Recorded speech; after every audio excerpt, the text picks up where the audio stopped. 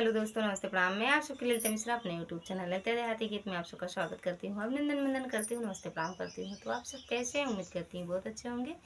तो आप लोग को एक बहुत ही प्यारा नवरात्रि स्पेशल देवी गीत सुनाऊंगी, तो आप लोग सुनिएगा और कमेंट बॉक्स में जरूर बताना कैसा लगा आप लोग को यह नवरात्रि देवी गीत, और अपना प्यार दुलार आशीर्वाद दीजिएगा। जय माता दी, राधे राधे।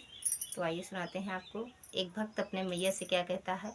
आप लोग इस गीत के माध्यम से सुनिएगा और अच्छा लगे तो कमेंट में ज़रूर बताना, लाइक शेयर सब्सक्राइब कर लेना। आज सकार कैदा हमरो सपना हे मैया, आज सकार कैदा हमरो सपना, एक बेरिया वासेरा वाली माँ हमारे अंगना, एक बारिया वासेरा वाली माँ हमारे अंगना।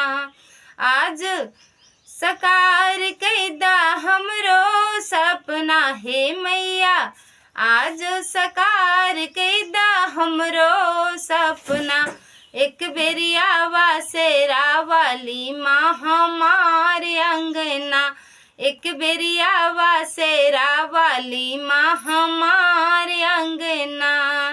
लाली चुनरिया माँ हम का छुपावा, लाली चुनरिया माँ हम का छुपावा, जिंदगी के सारी सन सदिया मिटावा, जिंदगी के सारी सन सदिया मिटावा।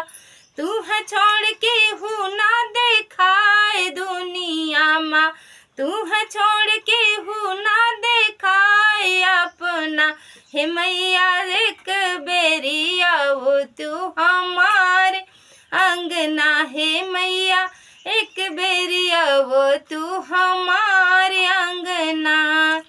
अपने कमाले पर हमका उठावा, अपने कमाले पर हमका उठावा, हमरो जन्म ई पावन बनावा, हमरो जन्म ई पावन बनावा।